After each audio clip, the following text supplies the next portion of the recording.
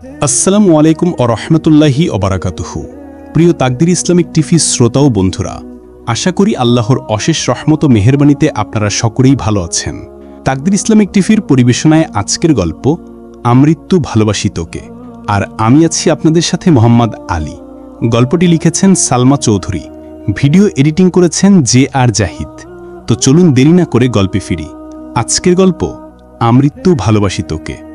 বন্যা একদম ছোট করে বি লিখে দিয়েছে, যাতে স্পষ্ট না ভাসে।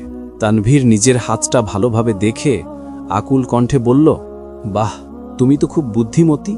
বন্যা মনে মনে আওড়ালো, নিজের নামের অক্ষর বড় করে লিখে নিজে ফাঁসার কোনো ইচ্ছে নেই আমার। তানভীর চলে গেছে। বন্যা দরজা বন্ধ করে মেঘের পাশে গিয়ে শুয়েছে।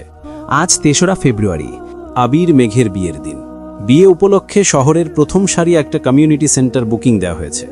সকালের খাওয়া দাওয়া শেষে আবির মেঘকে পার্লারে নিয়ে গেছে। যদিও মোজাম্মেল খান চেয়েছিলেন তানভীর যেন মেঘকে নিয়ে যায়, কিন্তু আবির সেসবে পাত্তা না দিয়ে নিজেই নিয়ে গেছে। মেঘ আজ তেমন কথা বলছে না, বারবার শুধু হাতের দিকে তাকাচ্ছে। এক হাতে বাংলায় লেখা আবিরের মেঘ, আর এক হাতে লেখা সাজ্জাদুল খান আবির। আবির যেতে যেতে মেঘকে কিছু কাজ আর দায়িত্ব বুঝিয়ে দিয়েছে। মেঘকে নামিয়ে দিয়ে বাসায় ফিরে শাওয়ার নিয়ে আবির রেডি হতে শুরু করলো। আবির কেবল শেরওয়ানিটা পড়েছে, এর মধ্যে আইরিন আর মিম তাদের সাজনি নিয়ে হাজির। গতকাল রাতের মতো আজও তারা আবিরকে সাজাতে চলে আসছে। নামাজের পরপর আবিররা রওনা দিয়েছে। এ পর্যায়ে এক বাড়ির মানুষজন দুভাগে বিভক্ত হয়ে গেছে। মেঘকে নিয়ে মোজাম্মেল খান, হালিমা খান, মেঘের মামাবাড়ির আত্মীয় স্বজন, তানভীর, বন্যা, মিম, এমনকি ফুপ্পিরাও কমিউনিটি সেন্টারে পৌঁছে গেছে। বিয়ের গেটে দুপক্ষ মুখোমুখি হয়েছে। রাকিব, রাসেল, সাকিব, লিমনরা সবাই আবিরের পাশে। অন্যদিকে তানভীরের কয়েকজন বন্ধু আরিফ, আসিফ, মিম, বন্যা, আইরিন, ওরা গেট আটকে দাঁড়িয়েছে। আইরিনদের ডিমান্ড শুনে রাকিব আবিরের দিকে তাকিয়ে মজার ছলে বলে উঠল, নিজের বউ নিজে নিবি, তাও এত ডিমান্ড? আবির পাশ ফিরে রাকিবের দিকে ক্ষুদ্র চোখে তাকিয়ে অত্যন্ত মোলায়েম কণ্ঠে বলল, ও চাইলে হাসি মুখে জীবনটাও দিয়ে দিতে পারবো, সেখানে তাকে পাওয়ার জন্যই সামান্য ডিমান্ড আর এমন কি? রাকিব তপ্ত স্বরে বলল, আবেগ ছেড়ে বিবেক দিয়ে কথা বলো। বুঝছি তুই বউ পাগল, বউয়ের জন্য যা খুশি করতে পারিস তাই বলে যা বলবে তাই। ও শুধু আমার আবেগ না, আমার চিত্ত চাঞ্চল্যের এক ফালি সুখের আভাস। হয়েছে, বুঝেছি, বজ্জাত ছেলে, তোর জন্য একটু মজাও করতে পারবো না। আবির আর চোখে তাকিয়ে মলিন হাসল। আবির কানে কানে রাকিবকে কিছু বলতে চেয়েছে, কিন্তু রাকিব সে কথা না শুনে আবিরের থেকে কিছুটা দূরে সরে রাগী স্বরে বলতে শুরু করলো, তোর আর কোনো কথাই শুনছি না আমি। তানভীর মুচকি হেসে বলে উঠল, রাকিব ভাইয়া, তোমার যা মজা করার ইচ্ছা আমার বিয়েতে করো, তোমার বন্ধুর বিয়েতে মজা করার আশা ছেড়ে দাও। তুইও যে তোর ভাইয়ের মতো আচরণ করবি না তার কি গ্যারান্টি? শত হোক, তোদের রক্ত তো এক। আলী আহমেদ খান ভেতর থেকে হুঙ্কার দিলেন, গেট থেকে ভেতর পর্যন্ত আসতে এতক্ষণ সময় লাগে তোমাদের? আবির তৎক্ষণাৎ চোখে ইশারা দিল। রাকিব টাকা বের করেও দিতে চাচ্ছে না। আইরিন, মিম, রিয়ারা জোর জবরদস্তি করে নিয়েছে। আবিরকে মালা পরিয়ে সাদা গোলাপ দিয়ে ভেতরে নেওয়া হয়েছে। আলী আহমেদ খান, মোজাম্মেল খান সহ আরো কয়েকজন একসঙ্গে বসে আছেন। আবির ঢুকতেই আলী আহমেদ খান ডাকলেন, আবির, একটু এদিকে আসো। আবির ততস্থ হয়ে বলল, জাস্ট 1 মিনিট আব্বু, এক্ষুনি আসছি। আবির সবাইকে ফেলে চটজলদি মেঘের সাথে দেখা করতে চলে গেছে। কম বেশি সবাই গেটের কাছে ছিল, তাই মেঘের আশেপাশে তেমন বড় কেউ নেই। আদি সহ আরো কয়েকটা পিচ্চি ছুটাছুটি করছে। আবির মেঘের কাছাকাছি এসে কোমল কণ্ঠে সালাম দিল। মেঘও মুলায়েম কণ্ঠে সালামের উত্তর দিল। আবির মেঘের সামনে এসে 2 হাঁটুতে ভর দিয়ে বসে কিছুটা ঝুঁকির ঘোমটার আড়ালে থাকা মেঘকে এক পলক দেখে নিল। আবিরের অনপ্রিত কাণ্ড দেখে মেঘ অলক্ষিতভাবে হেসে ফেলল। আবির মেঘের মুখের পানে গভীর মনোযোগে চেয়ে ঠোঁট কামড়ে হেসে নেশাক্ত কণ্ঠে বলল, একটু ভয়ে ছিলাম তাই দেখতে আসছি, কিছু মনে করিস না কেমন? মেঘ তপ্ত দৃষ্টিতে তাকিয়ে ঠান্ডা কণ্ঠে বলল, আপনাকে রেখে পালাবো না, আপনি নিশ্চিন্তে থাকতে পারেন। আবির চটজলদি মেঘের হাতে আলতোভাবে চুমু খেয়ে ততস্থ কণ্ঠে বলল, আব্বু ডাকছে, এখন যাই। আবির সামনে যেতেই আলী আহমেদ খান জিজ্ঞেস করলেন, কোথায় গিয়েছিলে? আবির মাথা নিচু করে বিড়বিড় করল, মেঘকে দেখতে। 5 মিনিট কথা বলার জন্য ডেকেছিলাম, এটাও সহ্য হয়নি তোমার? আবির নিরুদ্বেগ ভঙ্গিতে বলল, আসলাম তো, এখন বলুন। আবিরের নিরুদ্বেগ ভাবভঙ্গি দেখে মোজাম্মেল খান ঠোঁট চেপে হাসলেন, সাথে আবিরের বড় মামাও মৃদু হাসলেন। তবে আলী আহমেদ খান ছেলের কর্মকাণ্ডে বেশ ক্ষুব্ধ। আবির 2-4 মিনিট কথা বলে আবারও মেঘের কাছে চলে গেছে, কিন্তু ততক্ষণে মেঘের চারপাশে সবাই জড়ো হয়ে গেছে। আবিরের আব্বু, রাকিব, মেঘের আব্বু, তানভীর কাজীর সাথে কথা বলে সবকিছু ঠিকঠাক করছে। মেঘ আবিরের উপস্থিতিতে তাদের সম্মতি নিয়ে মৌখিকভাবে বিয়ের কাজ শেষ হয়েছে। বিয়ের যাবতীয় কাজ শেষে খাওয়া দাওয়ার পর্ব শুরু হয়েছে। মেঘ, আবির, বন্যা, তানভীর, রাকিব, সাকিব সবাই একসঙ্গে বসেছে। খেতে খেতে টুকটাক খুনসুটি করছে। মিনহাজরা এসেছে অনেকক্ষণ হবে, কিন্তু মেঘের জন্য বন্যা ওদের সাথে ঠিকমতো কথাও বলতে পারছে না। এর কিছুক্ষণ পরেই সিফাত আসছে। আলী আহমেদ খান সিফাতকে দেখেই এগিয়ে গিয়ে হাসি মুখে কথা বলতে শুরু করেছেন। এদিকে মোজাম্মেল খান বেশ কিছুক্ষণ যাবৎ চিন্তিত।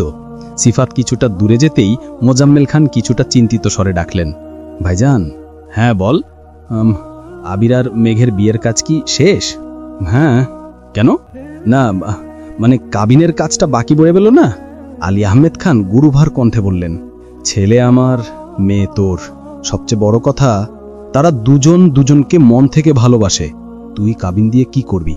তারপরেও যদি তোর মনে হয় তাহলে ঘরোয়াভাবে বসেই সেটা সমাধান করা যাবে। আমি ওইভাবে বলতে চাইনি। আলী আহমেদ খান একগাল হেসে ফের বললেন, এখন খেতে চল। চলো।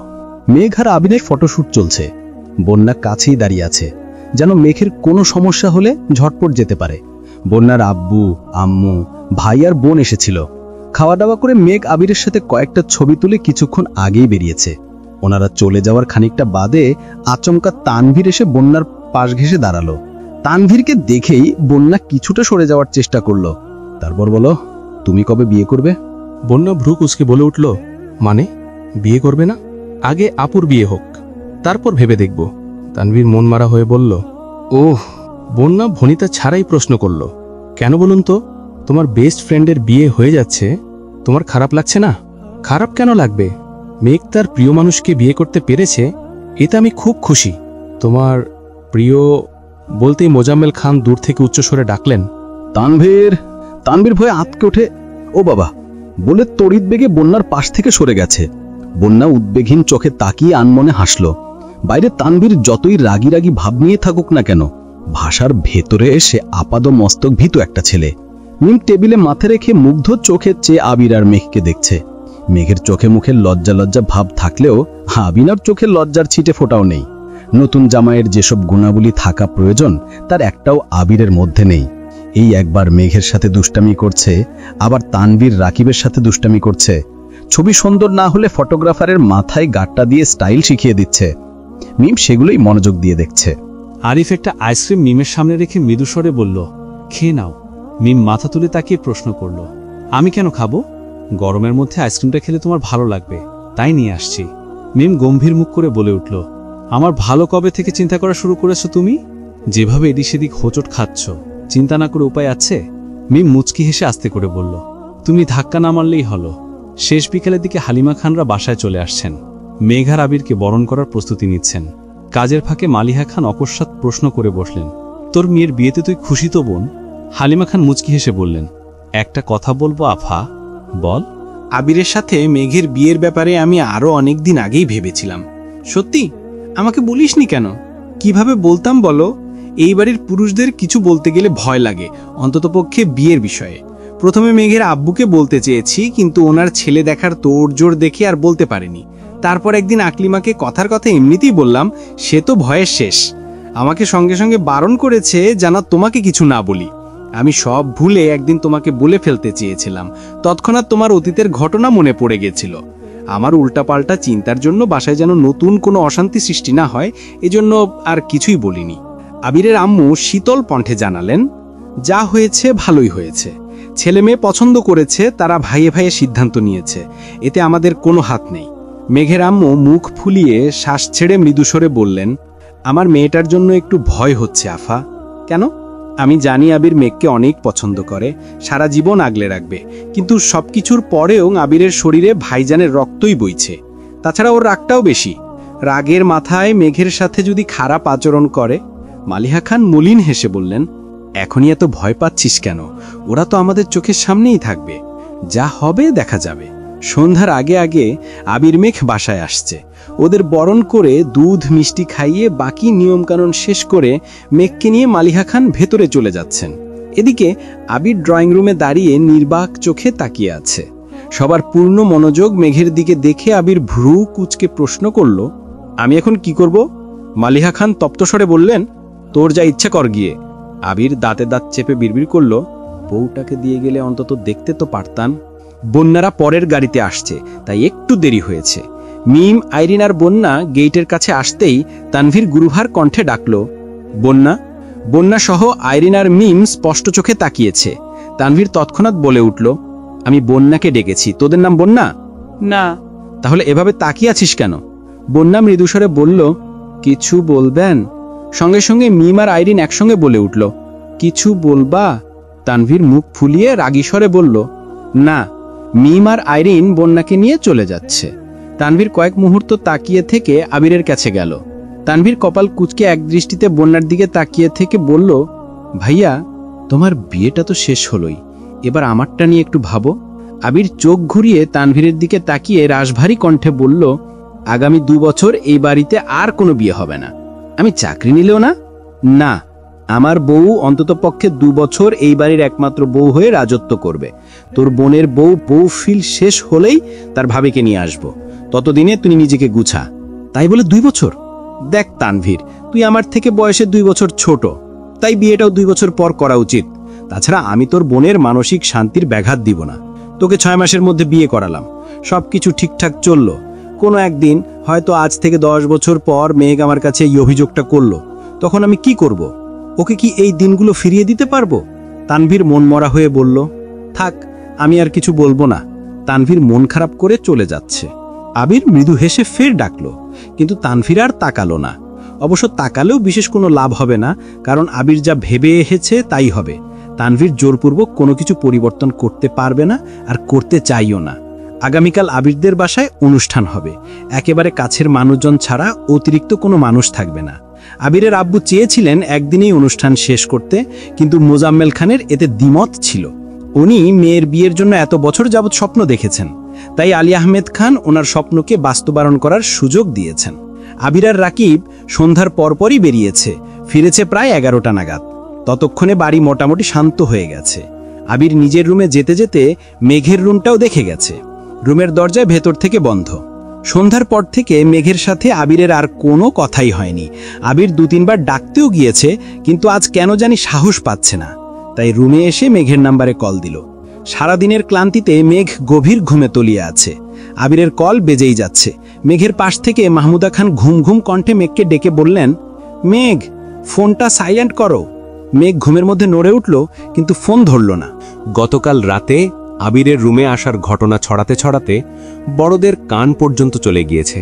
তাই মাহমুদা খান ইচ্ছে করেই আজ মেঘের রুমে শুয়েছেন। মেঘের এক পাশে মাহমুদা খান, অন্য পাশে বন্যা শুয়েছে। 2 বার কল কেটে পুনরায় কল বাজতে শুরু করেছে। বন্যা মেঘের পাশ থেকে ফোনটা একটু তুলতেই আবিরের ছবি ভেসে উঠেছে। বন্যা আস্তে করে বলল, ওই মেঘ, ভাইয়া কল দিচ্ছে। ভাইয়া নামটা শুনতেই মেঘের গভীর ঘুম কেটে গেছে। ঘুম ঘুম চোখে পিটপিট করে কল রিসিভ করে কানে ধরল। ফোনের ওপাশ থেকে আবিরের মোলায়েম কণ্ঠস্বর শোনা গেল, আমার বউটা এখন কি করছে? মেঘ ঘুম ঘুম কণ্ঠে বলল, ঘুমাচ্ছে। আবির মুচকি হেসে বলল, কিন্তু আমার যে তার সাথে কথা বলতে ইচ্ছা করছে, সকালে বলবো। না, এখনই বলতে হবে। মাহমুদা খান আস্তে করে বললেন, মেঘ, ফোনটা রেখে ঘুমা। মেঘ ফিসফিস করে রেখে দেয়ার কথা বলছে, কিন্তু আবির নাছোড় বান্দা, কথা তার বলতেই হবে। আবির তপ্তস্বরে বলল, চল ছাদে যাই। কেন? আমার চাঁদটাকে দেখতে খুব ইচ্ছা করছে। এখন ছাদে যেতে পারবো না। ছাদের কথা শুনে মাহমুদা খান রাগী স্বরে বলে উঠলেন, আবির, ফোনটা রাখবি তুই? আরেকটা রাত সহ্য করতে পারছিস না? মাহমুদা খানের ধমক খেয়ে মেঘ কেঁপে ওঠে। ভয়ে সঙ্গে সঙ্গে কল কেটে দিয়েছে। মেঘ ভয় পেলেও আবিরের মনে কিঞ্চিত ভয় বলতে নেই। ফুপ্পির ঝাড়ি খেয়েও আবির কল দিয়ে যাচ্ছে। মেঘ ফোন সাইলেন্ট করে রেখেছে ঠিকই, কিন্তু আবিরের অনাবশ্যক কলে বুকের ভেতরটা অবিচ্ছিন্নভাবে কম্পিত হচ্ছে। বাহির থেকে আলোকসজ্জার ঝলমলে আলো রুমে প্রবৃত্ত হচ্ছে। মেঘ ঘাড় ঘুরিয়ে বন্যার দিকে এক পলক তাকালো। বন্যা গভীর ঘুমে নিমগ্ন। পরপর তাকালো ফুপ্পির দিকে। ফুপ্পির ভারী নিঃশ্বাসের শব্দে বোঝা যাচ্ছে উনিও ঘুমে। মেঘ বুকের উপর ফোন চেপে অতি সন্তর্পণে বন্যার পাশ দিয়ে নেমে উদ্গ্রীব পায়ে বারান্দায় গিয়ে কল রিসিভ করল। আবির তৎক্ষণাৎ অনচ্ছ কণ্ঠে শুধালো, তোর কি আমার জন্য একটুও মায়াও হয় না? আবিরের কথা শুনে মেঘ বিবহল, ভড়কে গেছে কিছুটা। কপাল কুঁচকে ভারী সরে বলল, আমি কি করলাম? সন্ধ্যা থেকে কেউ আমাকে একটা কল পর্যন্ত দিল না। কেউ না দিলেও তুই তো একটা কল দিতে পারতি। আমি তো আপনার কলের অপেক্ষায় ছিলাম। অপেক্ষা করতে করতে কখন ঘুমিয়ে পড়েছি বুঝতেই পারিনি। বাহ, কি দায়িত্বশীল বউ আমার। মেঘ সহসা ঠোঁট বাঁকালো, সদা জাগ্রত চোখে আলোক সজ্জা লাল নীল আলোর পানে তাকিয়ে মোলায়েম কণ্ঠে শুধালো, বাসায় কখন আসছেন? খেয়েছেন? কিছুক্ষণ আগে। আমার শ্বশুর বিয়েতে যে পরিমাণ জামাই আদর করেছে, রাতে আর কিছু খেতে হবে না। কোথায় গিয়েছিলেন? এখন বলবো না। আচ্ছা, ঘুমান তাহলে। শোন, জি, চল না ছাড়ে যাই। না। কেন? আম্মুরা বলেছে বিয়ের রাতে বড় জামাইয়ের মুখ দেখতে নেই, এতে নাকি জামাইয়ের অমঙ্গল হয়। ঠিক আছে, দেখলাম না মুখ, একটু কথা তো বলতে পারি। আব্বাজান নিষেধ করেছেন, দেখা সাক্ষাৎও করা যাবে না। আবির ফোঁস করে শ্বাস ছেড়ে রাগান্বিত কণ্ঠে বলল, কেউ আমাকে কিছু বলতে পারছে না তাই তোকে কুসংস্কার বুঝাচ্ছে, আর তুইও বোকার মতো সেসব মানতেছিস? মেঘ নিশ্চুপ। আবির দীর্ঘ নিঃশ্বাস ফেলে নিজেকে শান্ত করে আহ্লাদি কণ্ঠে বলল, চল না ছাদে যাই। মেঘ অত্যন্ত ধীর কণ্ঠে বলল, একটু বুঝার চেষ্টা করুন, আমি যেতে পারবো না। আপনি যেন রুমে না আসেন তার জন্য আব্বাজান ফুপ্পিকে আমার সাথে থাকতে বলেছেন। এখন আমি বের হলে খবরই আছে। আপনি ঘুমান প্লিজ। আবির ভোগ গিলে ভ্রু বাঁকিয়ে আবেগতাড়িত কণ্ঠে বলল, I miss you, I need you, believe me, I badly want you sparrow. আবিরের কণ্ঠে আবেগপ্রবণ অস্বস্তিকর কথাগুলো শুনে মেঘের শিওরে উঠতেছে। এই যাবৎকালে আবিরকে এতটা ব্যাকুল হতে কখনো দেখেনি সে। মেঘ নিস্পৃহেশ দীর্ঘশ্বাস ফেলে ঠোঁট কামড়ে বিড়বিড় করল, আমাকে তো খুব বলতেন সহিষ্ণু হতে হবে, ধৈর্যশীল হতে হবে, তাহলে আজ আপনার এই অবস্থা কেন? এত অধৈর্য হয়ে উঠেছেন কেন আপনি? আর কত ধৈর্য ধরব? এতদিন যাবৎ অফিসিয়াল বিয়ের অপেক্ষায় ছিলাম, করলাম তো অফিসিয়াল বিয়ে, আত্মীয় স্বজন এলাকাবাসী সবাই জানলো তো, তাহলে এখন আমার বউ আমাকে দিচ্ছে না কেন? মানলাম কাল অনুষ্ঠান শেষে বাসর হবে, কিন্তু দেখা তো করতে দিবে, কথা তো বলতে দিবে। আমাদের মাঝে কংক্রিটের দেয়াল সৃষ্টির কি দরকার ছিল? জানি না, আমার ঘুম পাচ্ছে, ঘুমাবো। আপনিও ঘুমান। বুকের ভেতর আগুন জ্বললে ঘুমাবো কিভাবে? মেঘ মুচকি হেসে বলল, এক বোতল ঠান্ডা পানি খেয়ে ঘুমিয়ে পড়েন। মেঘ কল কেটে রুমে চলে গেছে। আবির কপালে কয়েক স্তর ভাঁজ ফেলে বিড়বিড় করল, এত কাহিনী করবে জানলে কমিউনিটি সেন্টার থেকেই পালাতাম। মেঘ ভোরবেলা উঠে আবারও ঘুমিয়েছে, তাই সকালে ঘুম একটু দেরিতে ভেঙেছে। আশেপাশে বন্যা ফুপ্পি কেউই নেই। আবিরের কথা মনে পড়তেই সঙ্গে সঙ্গে ফোন হাতে নিল। মেঘ আনমনেই নেট অন করে ফেসবুকে ঢুকল। অকস্মাৎ আবিরের পোস্ট দেখে চমকে উঠল। গতকাল বিয়ের বেশ কয়েকটা ছবি আবির রাতেই তার আইডি থেকে পোস্ট করে ক্যাপশন লিখেছে, প্রিয় সহধর্মিনী, আমার অলিক কল্পনার সঙ্গী তুমি, গোধূলি লগ্নে বাড়ি ফেরার একান্ত অভিপ্রায়, তুমি আমার স্নিগ্ধ সকালের সুললিত গন্ধরাজ, পরন্ত বিকেলের একগুচ্ছ বাগান বিলাস, আমার শূন্য হৃদয়ের পূর্ণতা তুমি, ব্যাকুল হৃদয়ের নির্জন নির্মলা। নীল দিগন্তের উড়ন্ত মেঘেরা জানে কত স্বপ্ন উড়িয়েছি বেনামি খামে, তোমার মায়াবী মুখের পানে চেয়ে ভুলেছি সব যাতনা আনমনে। তোমার ঠোঁটের ওই স্নিগ্ধ হাসি দেখে আমার হৃদয়ের অন্তরালে নিরবিচ্ছিন্ন বিক্ষোভ চলে। তুমি আমার অবসন্ন মস্তিষ্কের প্রবলতা, নব্য স্বপ্ন দেখার অদম্য স্পৃহা তুমি। তোমাকে হাসাতে চেয়ে বহুবার কেঁদেছি আড়ালে। তুমি আমার অপেক্ষার শেষ প্রহর, 16 বছরের প্রতিজ্ঞার অমূল্য পুরস্কার। তোমাকে মিথ্যা প্রতিশ্রুতি দেয়নি আমি, দিয়েছি আবিরের বউয়ের স্বীকৃতি। আমি তোমাকে ভালোবেসেছি, ভালোবাসি, আর আমৃত্যু ভালোবেসে যাব। ইতি, তোমার আকাঙ্ক্ষিত স্বামী। মেঘ ক্যাপশন পড়ে 5 মিনিটের জন্য নিস্তব্ধ হয়ে গেছে। 5 মিনিট পর মনোযোগ দিয়ে ছবিগুলো দেখতে লাগলো। গতকাল পার্লার থেকে সেজে যাওয়ার পর থেকে নিজেকে কেমন লাগছে সেটা দেখার সুযোগই পায়নি। বিয়ের ছবি পর্যন্ত দেখেনি, তবে কয়েক ঘন্টায় আবিরের মুখ থেকে হাজারখানেক প্রশংসা সহ আবিরের দুর্বৃত্ত কথা শুনতে হয়েছে। সুযোগ পেলেই মেঘের কানের কাছে ফিসফিস করে নিজের অব্যক্ত অনুভূতি জাহির করেছে। আর মেঘ শুধু আবিরের পাগলামিই দেখে গেছে। এমনকি কবুল বলার সময়ও আবিরের অস্থিরতা দেখে মেঘ নির্বাক ছিল, নিষ্পলক চোখে কেবল তাকিয়েছিল। মিনিমাম লাজ লজ্জা বিসর্জন দিয়ে আবির উচ্চ শব্দে বলছিল, আমি সব কিছু দিতে রাজি হয়েই মেঘকে বউ হিসাবে কবুল করলাম। আলহামদুলিল্লাহ, কবুল কবুল কবুল। যেখানে একবার কবুল করলাম কিংবা আলহামদুলিল্লাহ কবুল বললেই বিয়ে সম্পন্ন হয়ে যায়, সেখানে আবির বলেই যাচ্ছিল। আবিরের কাণ্ড দেখে কাজী সাহেবও না হেসে পারলেন না। কাজীর মুখে হাসি দেখে আবির পরপর উদ্বিগ্ন কণ্ঠে শুধালো, আমাদের বিয়ে হয়েছে তো? কাজী সাহেব উঠে যেতে যেতে বললেন, আলহামদুলিল্লাহ, এতদিনে পরিপূর্ণ হয়েছে, আলহামদুলিল্লাহ। কাজী চলে যেতে আবির মেঘের দিকে তাকিয়ে ভ্রু নাচিয়ে বলে উঠল, এই ভরাট মজলিসে সবাইকে সাক্ষী রেখে আমি আবির তার মেঘকে বিয়ের প্রস্তাব দিচ্ছি। মেঘ কি আবিরকে স্বামী হিসাবে কবুল করছে? মেঘ আবিরের ঝলমলে চোখের দিকে তাকিয়ে ঠোঁট চেপে হেসে মোলায়েম কণ্ঠে জবাব দিয়েছিল, কবুল করলাম, আলহামদুলিল্লাহ, কবুল কবুল কবুল। আবিরের পাগলামি সেখানেই থামেনি। গতকাল বাসায় ফেরার সময় আবির হঠাৎই মেঘের কানে ফিসফিস করে বলছিল, চিরদিনের জন্য শ্বশুর বাড়িতে চলে যাচ্ছ, এবার একটু কান্না করো। মানছি একই বাড়িতে যাচ্ছ, তাই বলে কান্দি না। মেঘ ভেঙচি কেটে বলেছিল, আপনার যদি এতই শখ থাকে তাহলে আপনি কান্না করেন। প্রত্যুত্তরে আবির বলেছিল, তুই নববধূর মতো কান্নায় ভেঙে পড়বি, নতুন জামাইদের মতো আমি তোকে সান্ত্বনা দিব। এটা আমার জীবন থেকে মিস হয়ে গেল। এক কাজ করি, চল দুজন একসঙ্গে কান্না শুরু করি। গতকাল আবিরের আজগুবি কথা শুনে মেঘ কপাল কুচকালেও আজ কথাগুলো মনে করে অনমনে হেসে ফেলল। পুনরায় ছবি দেখায় মনোযোগ দিল। নিজের পরনের মেরুন রঙের বিয়ের বেনারসি, গা ভর্তি ভারী গহনা, মাথায় ঘুমটা সহ দেখ ঝাঁঝানো আড়ম্বরপূর্ণ সাজসজ্জা দেখে মেঘ নিজেই লজ্জায় পড়ে যাচ্ছে। সেই সাথে রাজকীয় শেরওয়ানিতে আবিরকে যেন রাজপুত্রের মতো লাগছে। গতকাল আবিরের অযাচিত দুষ্টামির জন্য সামনাসামনি ঠিকমতো দেখতেই পারেনি, তবে আজ ছবিগুলো খুব ভালো করে দেখছে।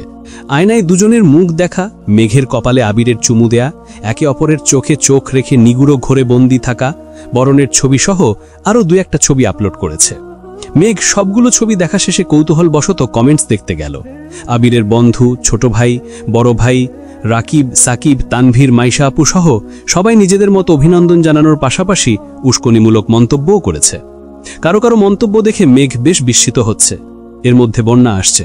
মেঘের লাজুক হাসি দেখে মৃদুস্বরে জিজ্ঞেস করল, হাসছ কেন? ভাইয়ার পোস্ট দেখে? মেঘ কপাল কুচকিয়ে তাকিয়ে জিজ্ঞেস করল, তুই কিভাবে জানিস? শুধু আমি না, বাড়ির সবাই এখন ভাইয়ার পোস্ট নিয়ে গবেষণা করছে, নিচে গেলেই বুঝতে পারবি। শান্ত কণ্ঠে জিজ্ঞেস করল, তুই খেয়েছিস? না, তোকে ডাকতেই আসছিলাম, তুই ফ্রেশ হয়ে একসাথে থাকবো। আচ্ছা। বন্যা মিমের রুমে চলে গেছে। ইদানিং মেঘ ব্যস্ত থাকায় বন্যার মিম আর আইরিনের সাথে খুব ভালো সম্পর্ক হয়ে গেছে।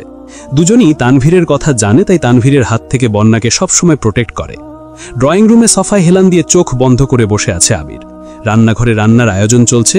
ইকবাল খান ছাদ থেকে নেমে আবিরকে এভাবে বসে থাকতে দেখে কিছুটা উদ্বিগ্ন কণ্ঠে জিজ্ঞেস করলেন, কিরে আবির, এভাবে বসে আছিস কেন? আবির চোখ কুলে কাকামণিকে এক পলক দেখে পূর্বের অবস্থায় থেকে উত্তর দিল, আমার মনটা খুব খারাপ। ইকবাল খান নেমে এসে আবিরের পাশে বসতে বসতে শুধালেন, মন খারাপ কেন? বিয়ে তো সবাই মেনে নিয়েছে, তাহলে মন খারাপ থাকবে কেন? আবির তপ্তস্বরে বলতে শুরু করল, মন খারাপ থাকবে না কেন? মানুষ এলাকা ছেড়ে 2-1 বছর বাহিরে থাকলেই কথা, আচরণ, চলাফেরা সব বদলে যায়। সেখানে 30-40 বছর ঢাকা শহরে থেকেও এখনও গ্রামের কি সব আজগুবি নিয়মনীতি পালন করছে। বিয়ের পর বউ আলাদা কেন থাকবে?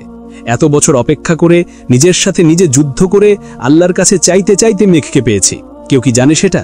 কিছুদিন যাবতই বাড়ির প্রতিটা মানুষ আমার ইমোশন নিয়ে প্রতিনিয়ত খেলছে, তারপরেও আমি চুপ করে আছি। আমি যদি ঘুণ নক্ষত্রে এসব টের পেতাম তাহলে মেঘকে নিয়ে আগেই পালিয়ে যেতাম। তোমরা যা করছো তা আমি কখনো ভুলব না, আমি এর তীব্র নিন্দা জানাচ্ছি। ইকবাল খান শীতল কণ্ঠে বললেন, এভাবে বলছো কেন? এক এক এলাকার এক এক নিয়ম রীতি, একটু বাট্টু মেনে নিতেই হবে। আবির কিছু বলার আগেই পিছন থেকে আলী আহমেদ খান গুরু গম্ভীর কণ্ঠে বলে উঠলেন, তোমার নিন্দা জানানো শেষ হলে বাহিরে আসো, কাজ আছে। আলী আহমদ খানের কণ্ঠ শুনে আবির চমকে উঠে পেছনে তাকালো। আব্বুর রাগি রাগি চোখ মুখ দেখে নিজের মুখ চেপে ধরল। আলী আহমদ খান কখন এসেছে আর ঠিক কতটুকু কথা শুনেছে এটা ভেবেই আটকে উঠছে আবির।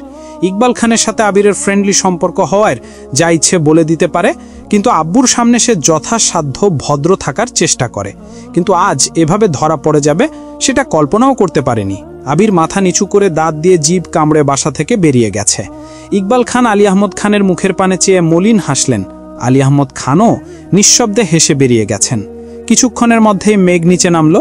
মেঘকে দেখে রাকিব অকস্মাৎ বলে উঠল, এই যে ভাবি, আমার বন্ধুর 16 বছরের অব্যক্ত অনুভূতির বহিঃপ্রকাশে লেখা খোলা চিঠি পড়ে আপনার অনুভূতি কি? মেঘ শাড়ির আঁচল টেনে মাথায় দিয়ে চিবুক নামিয়ে লাজুক হাসল। রিয়া রাকিবকে উদ্দেশ্য করে বলল, ভাইয়া সবে তো প্রকাশ করেছে, মেয়েকে অনুভব করার সময় দাও, বিয়ের ঘোটা আগে কাটুক, তারপর জিজ্ঞেস করো। ঠিক আছে যান, তুমি যা বলবে তাই হবে। রিয়া ঠোঁট বেঁকিয়ে রাগী স্বরে বলল, হঠাৎ এত ভালোবাসা কোথা থেকে আসছে?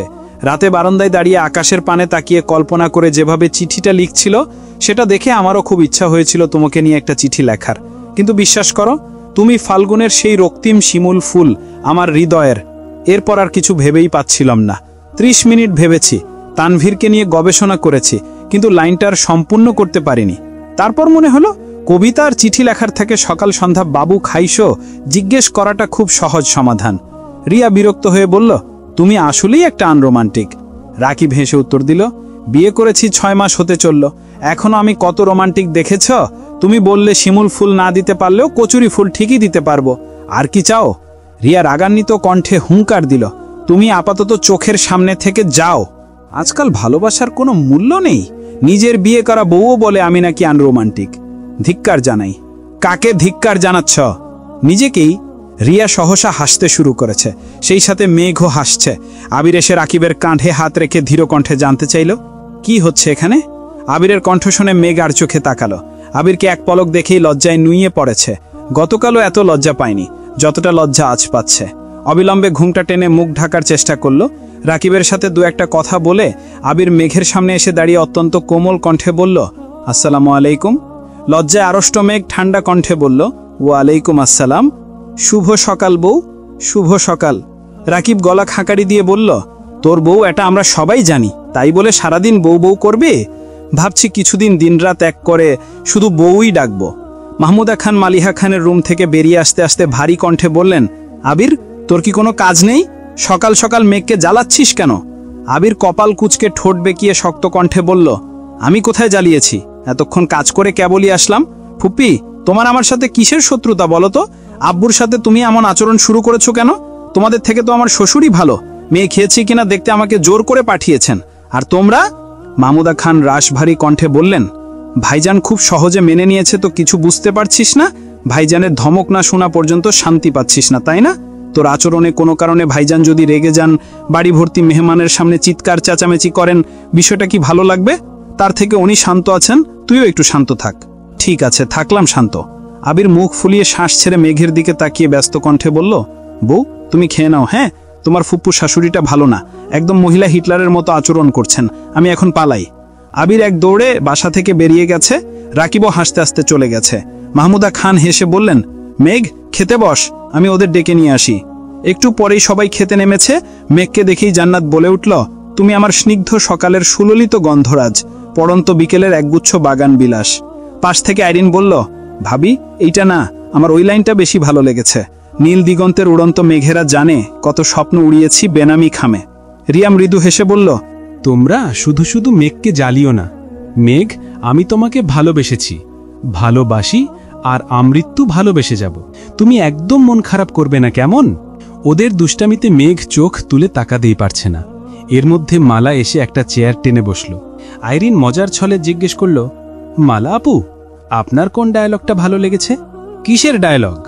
আবির ভাইয়া মেঘ ভাবিকে নিয়ে ফেসবুকে খোলা চিঠি লিখেছে, আপনি দেখেননি? মালা আইরিনকে দেখে পরপর মেঘের লজ্জামাখা আদলের পানে তাকালো। মনে মনে বিড়বিড় করল, আমাকে ব্লক করে রাখলে কিভাবে দেখব? আইরিন আবার জিজ্ঞেস করল, দেখেননি? মালা বিরক্ত হয়ে বলল, খেয়াল করিনি। আবারও মনে মনে বিড়বিড় করল, এসব আজাইরা ভালোবাসা দেখলেই শরীরটা জ্বলে। বউ ভাত উপলক্ষে মেঘ আজ অফ হোয়াইট রঙের মধ্যে গোল্ডেন স্টোনের একটা গর্জিয়াস লেহেঙ্গা পরেছে। আবির মেঘের সাথে ম্যাচিং করে অফ হোয়াইট রঙের স্যুট পরেছে। বাকিরাও যে যার মতো সেজেছে। মালা আজ হুট করে একটা গর্জিয়াস শাড়ি পরেছে। মালার সাজ দেখে সাকিব মেকি স্বরে বলল, ছ্যাঁকা খেয়ে মানুষকে ঘরের দরজা বন্ধ করে সপ্তাহব্যাপী বা মাসব্যাপী কাঁদতে দেখেছি, অথচ তুই তা না করে নাচতে নাচতে বিয়ে খেতে চলে আসছিস। তোর কি মিনিমাম লজ্জা নেই? লাজ লজ্জা ধুয়ে কি শরবত খাবো নাকি? আর একটা কথা শুনে রাখ, আমি চাইলেই আবির ভাইয়াকে বিয়ে করতে পারতাম, কিন্তু আমি মেঘের মতো এত উন্মাদ না যে আমার আবির ভাইকেই লাগবে। সাকিব ফিক করে হেসে বলল, কথায় আছে পাগলের শোক মনে মনে। আর কি বলে নিজেকে সান্ত্বনা দিচ্ছিস জানাইস আমাকে, প্রয়োজনে আমি আরও অ্যাড করে দিব। আর রইল বাকি মেঘবতীর পাগলামির কথা, আবির ভাইয়া দেশে আসছেই মেঘকে পাগল করতে। 14 বছর তো একাই পাগলামি করে গেল। ভাইয়ার কি ইচ্ছে হয় না মেঘবতী তার জন্য একটু পাগলামি করবে, বাড়ি ফেরার অপেক্ষায় থাকবে, তাকে দেখার জন্য বা একটু কথা বলার জন্য উতলা হয়ে থাকবে, তার দিকে কেউ তাকালে অগ্নিকন্যার রূপ নেবে। মূল কথা, ভাইয়াকে পাগলের মতো ভালোবাসবে। মেঘবতীর মনে প্রবল প্রমত্ততা জাগাতে ভাইয়াই সব করেছে। তাই তোর চোখে মেঘবতী উন্মাদ হলে আবির ভাইয়া তার গুরু। মালার রাগে কটমট করে চলে যেতে নিলে অলক্ষিতভাবে লিমনের সাথে ধাক্কা খেল। মালা মাথায় হাত দিয়ে রাগান্বিত কণ্ঠে হুঙ্কার দিল, আপনি কি চোখে দেখেন না? লিমন মালার দিকে তাকিয়ে মৃদু হেসে বলল, মাঝে মাঝে একটু কমে দেখি। মালার রাগে ফুসফুস করে চলে গেছে। মাইশা আপু আর ওনার হাজব্যান্ড আজ দুপুরেই আসছেন। আবির কল দিতে দিতে অনেক কষ্টে আপুকে রাজি করিয়েছে। মেঘ আপুকে দেখেই আহ্লাদি কণ্ঠে বলল, আপু মনে আছে তো, বাবুকে কিন্তু সর্বপ্রথম আমার কোলে দিতে হবে। হ্যাঁ গো, মনে আছে। দোয়া করো বাবু সুস্থভাবে হলে তোমার কোলেই প্রথমে দিব। মেঘ একগাল হেসে বলল, ঠিক আছে। আবির মেঘের দিকে তাকিয়ে কিছু ভেবে অনমনে হাসল। মেঘ বিষয়টা খেয়াল করে জিজ্ঞেস করল, হাসছেন কেন? এমনিতে। বলুন। রাতে বলবো। না, এখনই বলুন। I love you, I want to hug you, I want to kiss you. মেঘ সঙ্গে সঙ্গে আবিরের হাতে চিমটি কেটে ব্যস্ত কণ্ঠে বলল, চুপ করুন। এখন তো চুপ করতেই বলবি। অফিসিয়াল বিয়ের 24 ঘন্টা পেরিয়ে গেছে, অথচ এখনও অফিসিয়াল আলিঙ্গনটাই করতে পারলাম না। মেঘ নিজের কপাল চাপড়ে বিড়বিড় করল, এত নির্লজ্জ কবে হলেন আপনি? তোকে বিয়ে করার পর। সারাদিনের অনুষ্ঠান শেষে বিকেলের দিকে অনেক আত্মীয় স্বজনই চলে গেছেন। এশা পর্যন্ত সবাই মোটামুটি ব্যস্ত ছিল। এশার নামাজ পড়ে মোজাম্মেল খান আর আলী আহমদ খান একসাথে চা খেতে বসেছেন। কিছুক্ষণের মধ্যেই আভি আর ইকবাল খানও এসেছেন। তানভীর, সাকিব, রাকিব, আরিফ মিলে বাসর ঘর সাজাচ্ছে। গতকাল তানভীর বোনের পক্ষে ছিল, আজ তিনি আবিরের পক্ষে। আবির নামাজ থেকে এসেই নিজের রুমে চলে গেছে। ভুল করেও কেউ যেন লাল গোলাপ না লাগায় তার জন্যই মূলত দেখতে গেছে। ফুল কিনতে যাওয়ার আগে তানভীরদের বারবার বলে দিয়েছে যেন ভুলেও লাল গোলাপ না আনে। মিনহাজ মেঘকে লাল গোলাপ দেওয়ার মতো বিশাল অপরাধের শাস্তির উপর আবির সেই রাগ মিনহাজের ওপর না দেখিয়ে গোলাপের ওপর দেখাচ্ছে। বিয়ে উপলক্ষে আবিরের রুম সম্পূর্ণ পরিষ্কার করা হয়েছে। আবিরের শৈশব কৈশোরের যত স্মৃতি ছিল সব সরিয়ে একদম ফাঁকা করে দেওয়া হয়েছে। বিয়ের ঝামেলা মিটলে প্রয়োজনীয় সব জিনিসপত্র এনে রুম সাজানো হবে। গায়ে হলুদের দিন থেকে আবির আব্বু চাচুর মুখোমুখি বসেনি। অবশেষে আবির আজ আব্বুর চাচুর পাশে গিয়ে বসেছে। মোজাম্মেল খান চিন্তিত স্বরে বললেন, কিছু বলবে? জি। বলো। আপনাদের পরিকল্পনার বাইরে আমি যে কাজগুলো করতে বলেছিলাম সেগুলোর খরচ জানতে চাইছিলাম। আমি পেমেন্ট দিয়ে দিচ্ছি, সম্ভব হলে রাতে বা সকালের মধ্যে পরিশোধ করে দিবেন। আলী আহমদ খান ঠান্ডা কণ্ঠে বললেন, তোমার দিতে হবে না। আব্বু, আমি আগেই বলে রেখেছিলাম অন্ততপক্ষে আমার পরিকল্পনাগুলোর টোটাল পেমেন্ট আমি করব। মোজাম্মেল খান আস্তে করে বললেন, আচ্ছা তুমিই করো, কিন্তু এত তাড়াহুড়ো করার প্রয়োজন নেই। ইমার্জেন্সি সবার পেমেন্ট করে ফেলেছি, আর যারা নেয়নি তাদের কাল পরশুর মধ্যে দিয়ে দিব। আমি হিসাবটা দেখতে যাচ্ছিলাম। চাচ্চু, আমার কি কপাল, মেয়ের জামাই কত সুন্দর করে চাচ্চু বলে ডাকছে। আবির মৃদু হেসে মেকিশোরে বলবো, মেঘের মতো আমিও কি আব্বাজান বলে ডাকবো? আলী আহমদ খান, মোজাম্মেল খান এবং ইকবাল খান তিনজনেই একসঙ্গে হেসে উঠলেন। প্রায় 1 ঘন্টা যাবৎ 4 জন মিলে হিসাব করছে। এদিকে জন্নাত আর রিয়া মিলে মেঘকে সাজাচ্ছে আর বাসরের নিয়মকানুন শিখিয়ে দিচ্ছে। মেঘের মনে ভয়, লজ্জা, আতঙ্কের সাথে সাথে এক অজানা ভালো লাগাও কাজ করছে। রাত 10টার পর পর ওদের সাজানো শেষ হয়েছে। আবিরের নিষেধাজ্ঞা থাকায় লাল গোলাপ ছুঁয়েও দেখেনি। গাঁদা, বেলি, কাঠগোলাপ, 3-4 রঙের জারবেরা, জিনিয়া সহ যে যে ফুল পেয়েছে সব দিয়েই সাজিয়েছে। সাজানো শেষে মেঘকে নিয়ে বিছানার মাঝ বরাবর বসিয়েছে। মেঘের সামনে ফুলের পাপড়ি দিয়ে একটা লাভ এঁকে তাতে এ আর এম লিখেছে। তারপর শুরু হয়েছে দল ভাগাভাগে। কয়েকজন আবিরের পক্ষে থাকলেও বেশিরভাগই মেঘের পক্ষে। তানভীর আবিরের পক্ষে শুনে বোনার রাগি রাগি মুখ করে বলল, আপনি দুমুখ সাপের মতো আচরণ করছেন কেন? তানভীর হেসে বলল, বোনের বিয়ের পর স্বাভাবিকভাবেই বোন শ্বশুর বাড়িতে চলে যায়। ভাগ্য ভালো আমার বোন আমার চোখের সামনে আছে। বন্যার শ্বশুরবাড়ি অন্য কোথাও হলে আজকের বাসর ঘর সাজানো অসম্ভব ছিল। তাছাড়া বড় ভাই হয়ে ছোট বোনের বাসর আটকানোটা তেমন শোভা পায় না। বন্যা আর কিছু বলেনি। এদিকে আবির হিসাব নিকাশের এক পর্যায়ে মোজাম্মেল খান বললেন, অনেক তো হিসাব দেখলে, এখন বরং যাও তুমি। আবির ঘাড় ঘুরিয়ে মালিহা খানকে উদ্দেশ্য করে বলল, আম্মু, তোমাদের যা যা নিয়মকানুন আছে তাড়াতাড়ি শেষ করো, আমার ঘুম পাচ্ছে। মোজাম্মেল খান আকচ্ছাদ কাশতে শুরু করলেন। ইকবাল খান আবিরের হাত চেপে বিড়বিড় করে বলল, বাবা চাচারা আছে, কথাবার্তা একটু সাবধানে বলো। আবির ভ্রুকুচকে মনে মনে বিড়বিড় করল, গত 2 রাতে এক ফোঁটাও ঘুমোতে পারিনি, এখন বিয়ে করেছি বলে কি ঘুম পেলেও বলা যাবে না?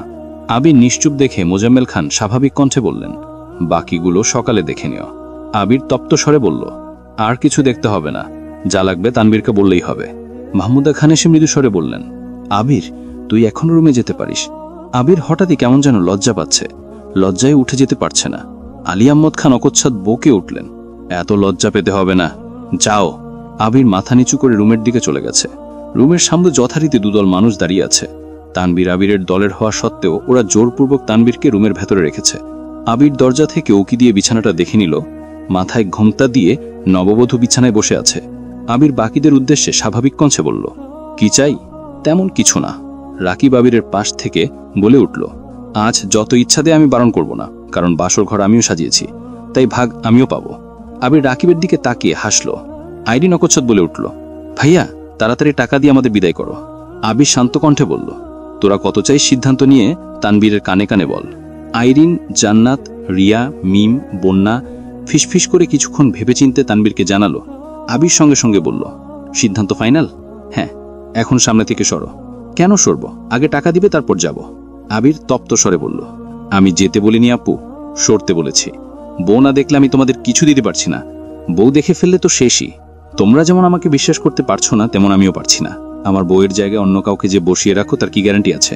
তোমাদের সহজ সমাধান দিয়েছি। তোমাদের অ্যামাউন্ট আমি না জানলেও তানবীর জানে। আমার বউ ঠিকঠাক থাকলে তোমরা তোমাদের প্রাপ্য পেয়ে যাবে। আগে বউ দেখবো, তারপর টাকা দিব। এখন তোমরা ভেবে দেখো। ঠকাবে না তো? তোমরা আমাকে না ঠকালে আমিও তোমাদের ঠকাবো না। ঠিক আছে। ওরা এক প্রকার বাধ্য হয়ে আবিরকে রুমে ঢুকতে দিয়েছে। আবির রুমে ঢুকেই মেঘকে উদ্দেশ্য করে সালাম দিল। মেঘ কাপা কাপা গলায় সালামের উত্তর দিয়েছে। এতক্ষণ যাবৎ মেঘ শান্ত থাকলেও এখন আর শান্ত থাকতে পারছে না। আবির যত কাছাকাছি আসছে, মেঘের শরীরের প্রতিটা শিরা উপশিলার রক্ত সঞ্চালন তত বেড়ে যাচ্ছে। ঢোক গিলে বারবার নিজেকে শান্ত রাখার চেষ্টা করছে। আবির কিছুটা ঝুঁকে খুব যত্ন সহকারে আস্তে ধীরে মেঘের ঘুমটা উঠালো। লজ্জায় আঙা মেঘের নামানো চিবুক দেখে কিঞ্চিত ভ্রু কুচকালো। আবির সহসা 2 আঙুলে মেঘের চিবুক উঠালো। আবিরের শক্ত হাতের কোমল স্পর্শে মেঘের শীর্ণ অধর থরথর করে কাঁপছে। হৃদয়ে তোলপাড়ে নিঃশ্বাস এলোমেলো হয়ে যাচ্ছে। ঘন ঘন পল্লব ঝাপটে নিভু নিভু চোখে আবিরের দিকে তাকাতেই আবির সহসা বুকের বাঁ পাশে হাত রেখে নেশাক্ত কণ্ঠে বলল, হায় মাশাল্লাহ। সঙ্গে সঙ্গে বিছানার ওপর লাভ লেখা অংশে ধপ করে পড়ে গেছে। মিম আদি আইরিন কিছুটা আতঙ্কিত হলেও বাকিরা আবিরের কাণ্ড দেখে মুচকি মুচকি হাসছে। মেঘ কিঞ্চিত ভ্রু কুচকে আবিরের মুখের দিকে তাকালো।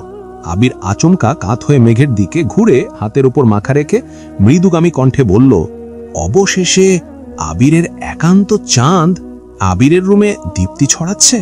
মেঘ লজ্জায় চোখ সরিয়ে করে ফেলেছে। আবির পকেটে হাত দিয়ে যতগুলো 500 আর 1000 টাকা নোট পেয়েছে সব মেঘের হাতে মুষ্টিবদ্ধ করে দিয়েছে। রিয়া হাসি মুখে বলল, ভাইয়া আপনার চাঁদ কি সারা জীবনের জন্য আপনার রুমে রেখে গেলাম, আপাতত আমাদের দিকটা একটু ভাবুন। আবির মেঘের দিকে তাকিয়ে মোলায়েম কণ্ঠে বলল, ওরা কিছু চাইছে, দিব? মেঘ কিছুই বলছে না, চুপচাপ বসে নিজের হৃদস্পন্দন গুনছে। আইরিন সঙ্গে সঙ্গে বলল, এটা কিন্তু কথা ছিল না, তুমি বলেছ ভাবিকে দেখেই দিয়ে দিবে। আবির মেঘের দিকে তাকিয়েই থেকে ঠান্ডা কণ্ঠে বলে উঠল, আমি আমার বউয়ের অনুমতি ব্যতীত কিছু দিতে পারছি না, সরি। সবাই মেঘকে রিকোয়েস্ট করছে, কিন্তু মেঘ মুখ ফুটে কিছু বলতেই পারছে না। আবির মৃদু হেসে পুনরায় প্রশ্ন করল, কি হলো, দিয়ে দিব? মেঘ ঘাড় কাত করে সম্মতি জানালো। আবির সঙ্গে সঙ্গে বিছানা থেকে উঠে স্বাভাবিক কণ্ঠে বলল, তোমাদের অ্যামাউন্ট কত ছিল আমি জানি না, আর জানতেও চাই না। আমার বউ যেহেতু সম্মতি দিয়েছে, তাই তোমরা যা চেয়েছো তার ডাবল পাবে। তানভীরের দিকে তাকিয়ে মৃদু স্বরে বলল, তানভীর ওদের অ্যামাউন্ট বুঝিয়ে দিবি? জি ভাইয়া। জান্নাত আর রিয়া একসঙ্গে বলে উঠল, ইস, এত বড় মিস্টেক কিভাবে করলাম, আগে জানলে আরো বেশি চাইতাম। আইরিন বলল, আমরা এখন নতুন করে অ্যামাউন্ট চাইব। আবির মুচকি হেসে বলল, সুযোগ একবারই দিয়েছি, সেই সুযোগ আর পাবে না, এখন সবাই যাও এখান থেকে। রাকিব আবিরের কানে কানে ফিসফিস করে কিছু বলেই দৌড়ে বেরিয়ে গেছে। বাকিরাও যে যার মতো চলে গেছে। বন্যা মেঘকে দেখে মুচকি হেসে বেরিয়েছে। তানভীর আগেই বেরিয়ে গিয়েছিল। আবির দরজা বন্ধ করতে যাবে, অকস্মাৎ তানভীর হাজির হলো। আবির শক্ত কণ্ঠে বলল, আবার কি? তানভীর মেঘ খ্যাক পলক দেখে নিল। মেঘ মাথা নিচু করে নিশ্চুপ হয়ে বসে আছে। তানভীর গলা খাঁকড়ি দিয়ে অত্যন্ত কোমল কণ্ঠে বলল, ভাইয়া আমার বোনটা কিন্তু এখনো ছোট, তোমার অনাবশ্যক ভালোবাসাকে একটু কন্ট্রোলে রেখো প্লিজ। আবির ভ্রু গুটিয়ে সরাসরি তানভীরের চোখের দিকে তাকিয়ে কর্কশ গলায় বিড়বিড় করল, তুই না আমার সম্বন্ধী? তানভীর নিঃশব্দে হেসে অত্যন্ত ধীর কণ্ঠে বলল, তুমি না আমার ভাই? তাছাড়া পুরো পৃথিবী জানে তুমি আমার বন্ধু টাইপের ভাই, তাই আমার সব দিক থেকে পারমিশন আছে। আবির দাঁতে দাঁত চেপে বলল, জি ভাই, বুঝতে পেরেছি। বলছিলাম কি ভাই, আপনি পারমিশন দিলে আমি আপনার বোনের সাথে একান্তে কিছুটা সময় কাটাতাম। পারমিশন দেবেন ভাই? জি ভাই, আপনার জন্যই এত আয়োজন। Best of luck, bye. Tanvir চলে যাচ্ছে। আবির মুচকি হেসে দরজা বন্ধ করে দিয়েছে। দরজা বন্ধের শব্দে মেঘের শরীর ঝাঁকি দিয়ে উঠেছে, মাথা নিচু করে জোরে নিঃশ্বাস ছাড়ল। আবির আর চোখে মেঘের দিকে তাকালো, ঠোঁটে লেগে আছে দুষ্টু হাসি। ধীর পায়ে এগিয়ে গেল মেঘের কাছে। আবিরের তৃপ্ত দুচোখ চকচক করছে। উৎকণ্ঠায় মেঘের চিবুক নেমে গলায় ঠেকেছে। ক্ষীণবক্ষের তীব্র কম্পনে শরীর ঘেমে একাকার অবস্থা। আবির আকপাচ না ভেবে আচমকা মেঘের কোলে মাথা রেখে শুয়ে পড়েছে। অপ্রত্যাশিত ঘটনায় মেঘ চমকে উঠে বুকের ভেতর পর্যন্ত স্তব্ধ হয়ে গেছে।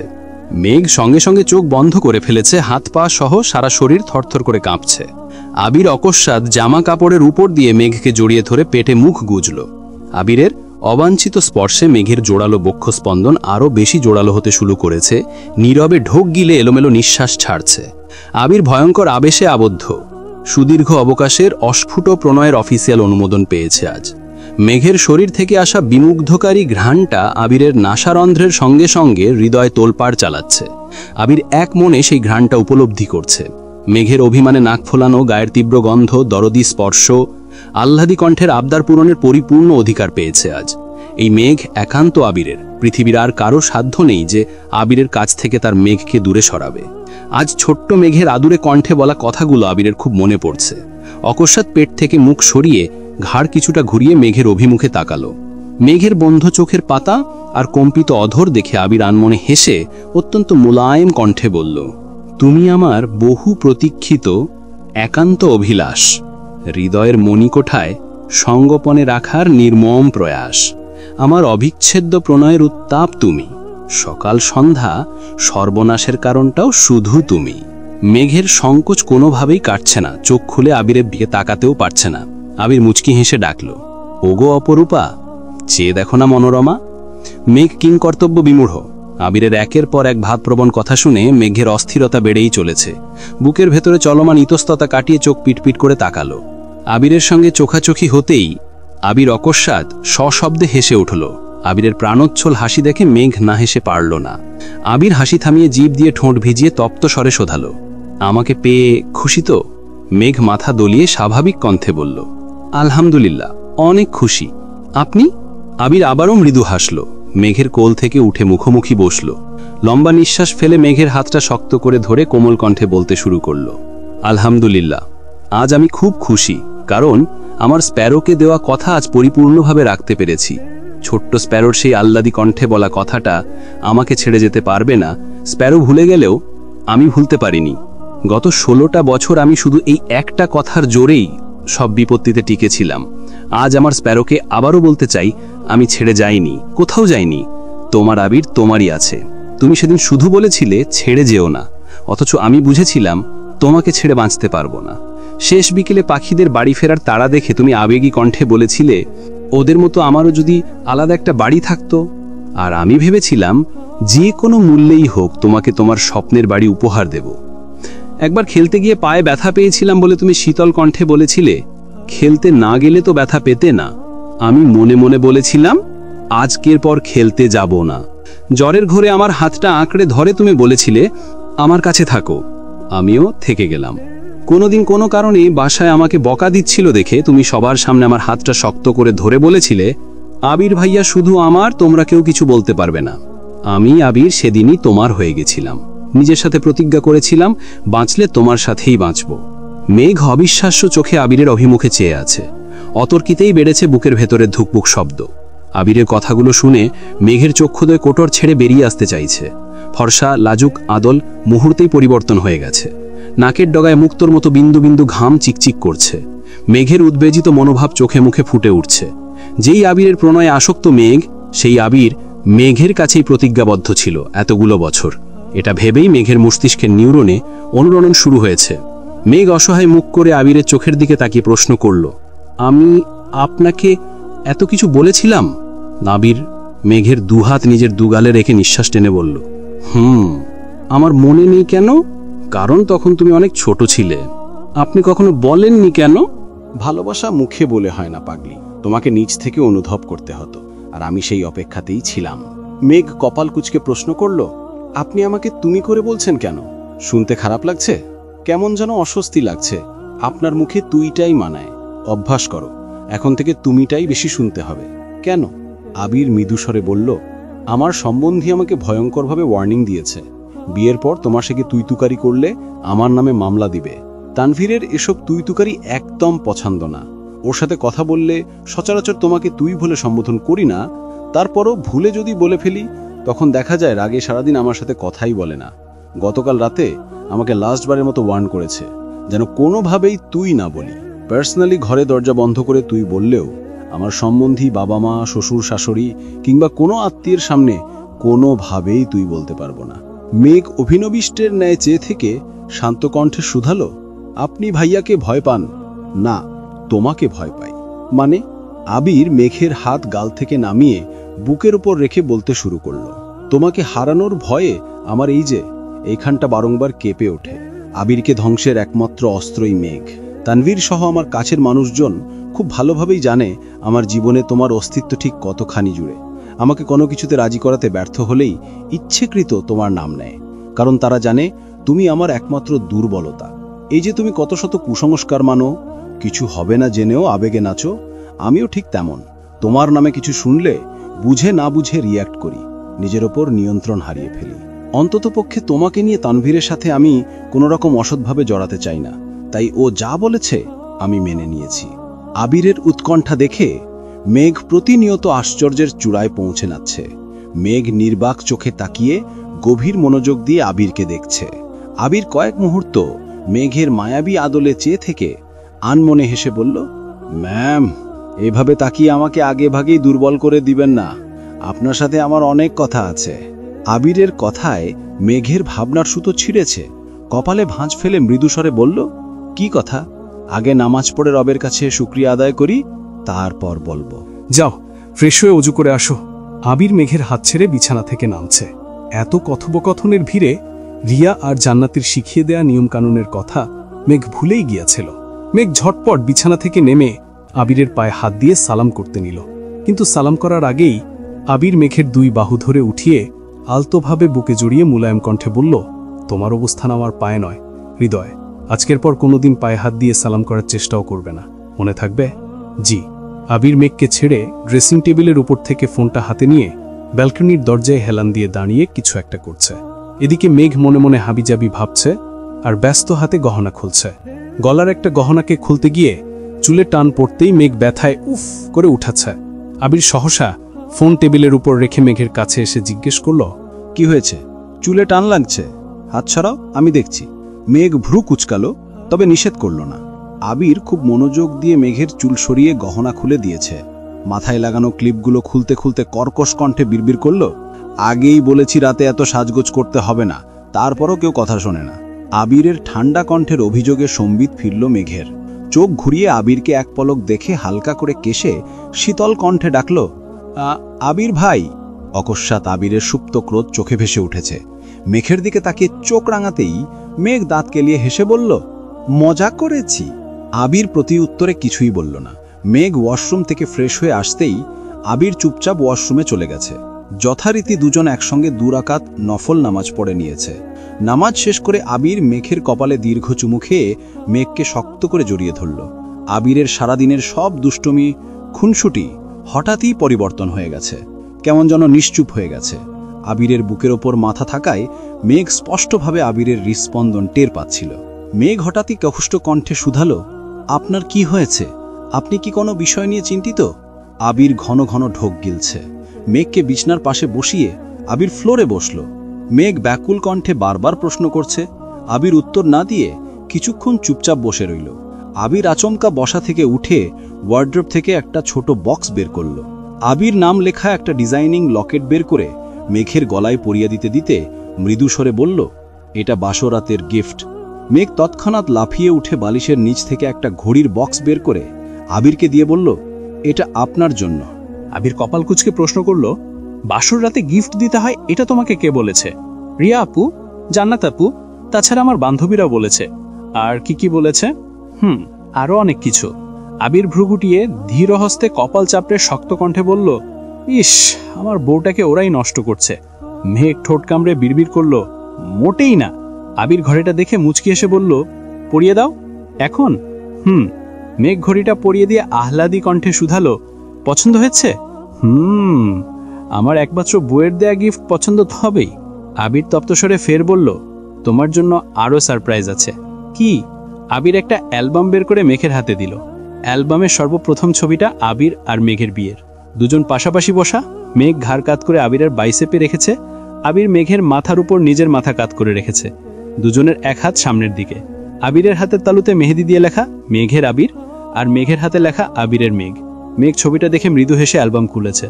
মেঘের জন্মের পর আবিরের প্রথম কোলে নেয়ার ছবি। মেঘের 6 মাস, 1 বছর, 2 বছর বয়স থেকে শুরু করে বিয়ে পর্যন্ত আবিরের সাথে যত ছবি ছিল সবই অ্যালবামে আছে। মেঘ মুগ্ধ চোখে তাকিয়ে ছবিগুলো দেখছে। আবির পাশে দাঁড়িয়ে ছবিগুলোর বর্ণনা দিচ্ছে। ছোটবেলার ছবিগুলো ফ্যামিলি অ্যালবাম থেকে সংগ্রহ করা। কোন ছবি কখন কি অবস্থায় কাকে দিয়ে উঠিয়েছিল সবই আজ নির্দ্বিধায় বলছে। মেঘ নিস্তব্ধ হয়ে ছবিগুলো দেখছে আর আবিরকে দেখছে। মাঝখানে 9 বছরের একসাথে ছবি না থাকলেও লাস্ট 2 বছরের ছবি তিনি তার উসুল তুলে ফেলেছে, যার মধ্যে হাতে গোনা কয়েকটা ছবি মেঘ নিজের ইচ্ছেতে তুলেছিল, বাকি সব আবিরের পার্সোনাল ফটোগ্রাফার তুলে দিয়েছে। অ্যালবাম দেখা শেষ হতে মেঘ দীর্ঘ নিঃশ্বাস ছাড়ল। আবির মৃদুস্বরে জিজ্ঞেস করল, রাগ করেছ? মেঘ ঠোঁট ফুলিয়ে চেয়ে আছে। আবির নিরেট কণ্ঠে বলল, রাগ করো না প্লিজ, এটা দেখে রেগে গেলে পরেরগুলো তো বলতেই পারবো না। পরে কি? আবির একটা চাবির গোছা মেঘের হাতে দিয়ে বলতে শুরু করলো, আজ থেকে এই চাবির গোছাটা তোমার। এখানে আমার রুমের প্রতিটা তালাবদ্ধ জিনিসের চাবির পাশাপাশি আমার অফিসের সব চাবি আছে। তুমি আমার অর্ধাঙ্গিনী, তাই আজ থেকে আর কোনো লুকোচুরি নেই। আমার যা কিছু আছে সব কিছুতে তোমার অধিকার আছে। মেঘ আজ হতবিহ্বল। যে আবির নিজের জিনিসপত্র কখনো কাউকে ছুঁতে দেয় না, রুমে ঢুকতে দেয় না, সবকিছুতে তালা দিয়ে রাখে, সে আজ নিজের হাতে সব দায়িত্ব মেঘকে দিয়ে দিচ্ছে। আবিরের এত পরিবর্তন মেঘ স্তব্ধ চোখে কেবল দেখে যাচ্ছে। আবির অকস্মাৎ মেঘের মুখোমুখি দাঁড়ালো। আচমকা ধপ করে মেঘের পায়ের কাছে বসে পড়েছে। আবিরের গায়ে যেন পা না লেগে তার জন্য মেঘ সঙ্গে সঙ্গে পা সরিয়ে থমথমে কণ্ঠে শুধালো, কি হয়েছে আপনার? আবির পিছন থেকে একটা সুন্দর গিফট বক্স বের করে মেঘের হাতে দিল। মেঘ ভ্রুকুচকে প্রশ্ন করলো, কি এটাতে? দেখো। বক্স খুলতেই 2টা ব্যাংক চেক চোখে পড়েছে। মেঘ অ্যামাউন্টও ঠিক মতো খেয়াল করেনি। কৌতূহলবশত চেক উঠিয়ে বিস্ময় সমেত তাকালো। বক্সে স্বর্ণের বেশ কিছু গহনা। মেঘ বারবার আবিরের দিকে তাকাচ্ছে। আবিরের ঠোঁটে মলিন হাসি। মেঘ গহনাগুলো তুলে বিছানার পাশে রাখছে। কাগজের মতো কিছু লাল ফিতা দিয়ে পেঁচানো দেখে মেঘ স্বাভাবিকভাবেই খুলতে নিল। খুলতেই দেখলো এটা একটা দলিল। কিছুটা পড়ার পর বুঝতে পারলো কোনো একটা জায়গা আবির মেঘের নামে করে দিয়েছে। মেঘ আশ্চর্য নয় তাকিয়ে প্রশ্ন করল, এসবের মানে কি? আবির মুচকি হেসে বলল, স্প্যারোস ড্রিম হাউস তোমার বাড়ি, একান্তই তোমার। সেখানে আমার কোনো অধিকার নেই। মেঘ কিঞ্চিত রাগী স্বরে বলল, অধিকার যদি নাই থাকবে তাহলে আমার বাড়ি আপনি আমাকে না জেনে কেন করেছেন? আগে আমাকে বললেন না কেন? শুরুতে জানানোর মতো পরিস্থিতি ছিল না। কেন? সময়টা ছিল ডিসেম্বর মাস। মাইশাপুর বিয়ে থেকে মালার কারণে তোমাকে জোর করে নিয়ে আসছিলাম। আমি অফিস থেকে এসে তোমাকে সময় নিয়ে বুঝাতে চেয়েছিলাম মালার সাথে আমার কিছুই নেই, অথচ তুমি আমার আসা পর্যন্ত জাস্ট 10 মিনিট অপেক্ষা করতে পারলে না। আমাকে গুরুত্ব না দিয়ে মিনহাজদের গুরুত্ব দিয়েছিলে। তার জন্য তোমার প্রতি অভিমান হয়েছিল। সেই অভিমান তোমার আব্বুর কথায় জেদে পরিণত হয়েছিল। উনার মেয়েকে রানীর মতো রাখতে গেলে আগে রানীর স্বপ্নগুলো পূরণ করা জরুরি ছিল। সেই রাতেই 3-4 দিনের জন্য চলে গেলাম। দিন রাত এক করে সবকিছু রেডি করে আসছি। যেদিন বাসার কাজ শুরু করব তার আগের দিন থেকে আপনাকে এত মতে রিকোয়েস্ট করলাম, কিন্তু তুমি এতটাই জেদি যে কোনোভাবেই যেতে রাজি হলে না। তোমাকে সারপ্রাইজ দিতে চেয়েও দিতে পারলাম না, তাই সিদ্ধান্ত নিয়েছিলাম বাসার কাজ পুরোপুরি শেষ করেই জানাবো। ইস, মিস করলাম। বাকিগুলো দেখে শেষ করো। মেঘ আবারও বক্স হাতে নিল। কিছু চিরকুট, আবিরের অফিসের কিছু ডকুমেন্টসের সাথে কয়েকটা 500 আর 1000 টাকার বান্ডেল। এত টাকার বান্ডেল দেখে মেঘ আশ্চর্যান্বিত নয়নে তাকিয়ে উদ্বিগ্ন কণ্ঠা শুধালো, এত টাকা কার? তোমার। মানে এত টাকা দিয়ে আমি কি করব? এগুলো সব কাবিনের।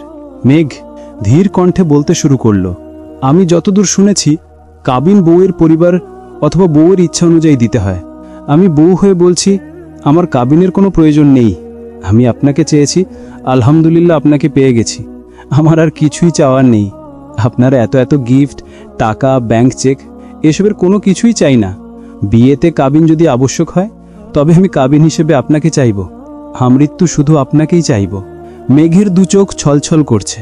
নিজেকে সংযত করতে তারই তো শ্বাস টানল। আবির দুর্বোধ্য নেত্রে মেঘের মায়াবী আননে চেয়ে আছে। অল্পতে লজ্জায় আড়ষ্ট হওয়া মেয়েটার অদম্য কণ্ঠের আকাঙ্ক্ষা শুনে আবির শীতল চোখে চেয়ে মুচকি হাসল। মেঘ এতক্ষণ কি বলেছে নিজেও জানে না। আবিরের অন্যরকম চাহিনিতে কিছুটা লজ্জায় পেয়েছে। আবির চোখ মুখ গুটিয়ে শান্ত কণ্ঠে শুধালো, যা দিয়েছি সবকিছু সহ আবির যদি তোমার হয় তাহলে কাবিন নিয়ে কি তোমার আর কোনো আপত্তি আছে? মেঘ সঙ্গে সঙ্গে আবিরের দিকে তাকিয়ে শ্বাস ছেড়ে ঠোঁট ফুললে নিষ্পাপ কণ্ঠে বলে উঠল, আমার আবির হলেই হবে।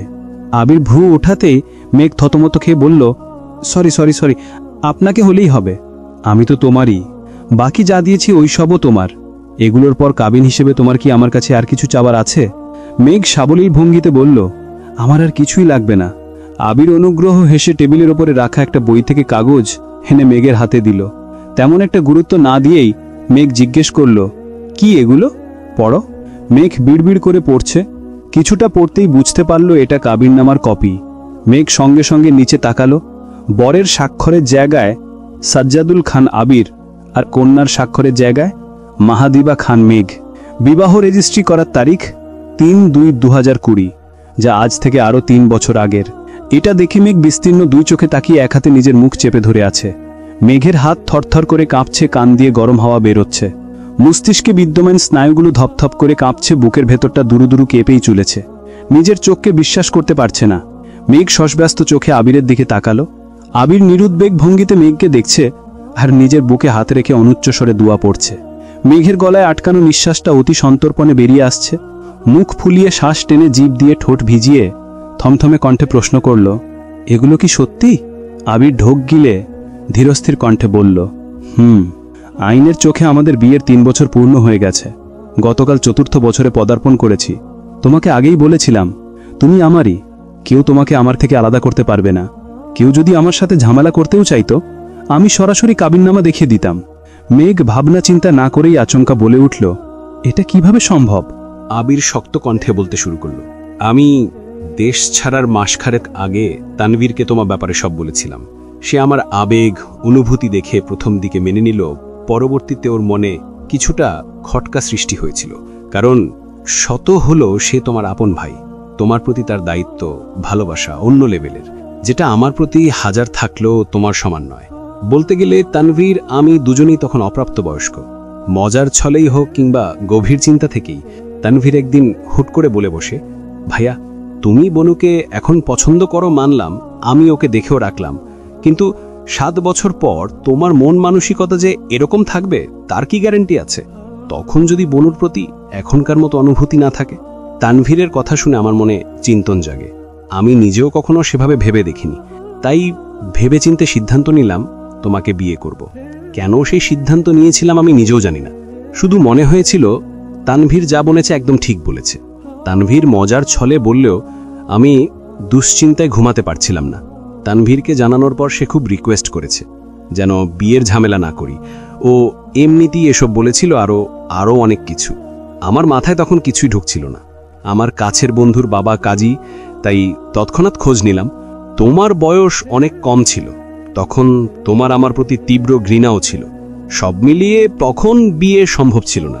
তাছাড়াও কিছু নিয়মনীতি ছিল যার কারণে আঙ্কেল কোনোভাবেই রাজি হইতেছিল না। কিন্তু তখন আমার একটাই জেদ ছিল, যেভাবেই হোক বিয়ে আমার করতেই হবে। আঙ্কেলকে বিস্তারিত বুঝিয়ে খুব কষ্টে রাজি করিয়ে রাকিব, তানভীর আর সুজনের উপস্থিতিতে বিয়ের কাজ সম্পন্ন করে দেশ ছাড়ি। দীর্ঘ নিঃশ্বাস ছেড়ে আবির পুনরায় বলতে শুরু করল, বিশ্বাস করো আমি তখন কোনো কিছু ভাবিনি, এত কিছু বুঝিও নি। শুধু বুঝেছিলাম তোমাকে আমার লাগবে, সেটা যে কোনো মূল্যেই হোক। মস্তিষ্কে শুধু একটা চিন্তাই ঘুরপাক খাচ্ছিল, তোমাকে বৈধতার চাদরে মোড়ানো। পাওয়া না পাওয়ার মাঝে আমি তখন বাস্তবিক জ্ঞান হারিয়ে ফেলেছিলাম। ভবিষ্যতে কি হবে বা হতে পারে সব ভুলে গিয়েছিলাম। বিয়ে পরিপূর্ণ হবে না জেনেও আবেগের তাড়নায় বিয়ে করেছিলাম। নিশ্চুপ মেঘ এবার মুখ খুলল, কিছুটা বিস্মিত হয়ে জানতে চাইল, আমার সাইন কে দিয়েছিল? তুমি? কিভাবে? আমি তো এসবের কিছুই জানতাম না। মনে আছে তানভীর একদিন ঘুরতে নিয়ে তোমাকে বিয়ের কথা বলেছিল? হ্যাঁ মনে আছে, আমাকে এমনই একটা কাগজে সাইন করতে বলেছিল। আমি জিজ্ঞেস করেছিলাম এটা কিসের কাগজ? ভাইয়া বলেছিল বিয়ের। আমি তখন সেভাবে গুরুত্বই দেইনি, ভেবেছিলাম ভাইয়া মজা করছে। আবির কপাল গুটিয়ে জানতে চাইল, কেন আমার নাম বলেছিল? মনে নেই? হ্যাঁ এটাও মনে আছে। বিয়ের কথা বলায় আমি যখন হাসছিলাম তখন ভাইয়া জিজ্ঞেস করছিল আমাকে যার তার কাছে বিয়ে দিলে আমার আপত্তি আছে কিনা।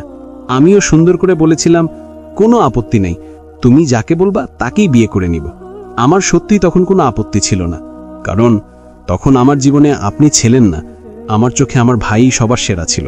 সে যা বলতো আমি সবকিছু মেনে নিতাম।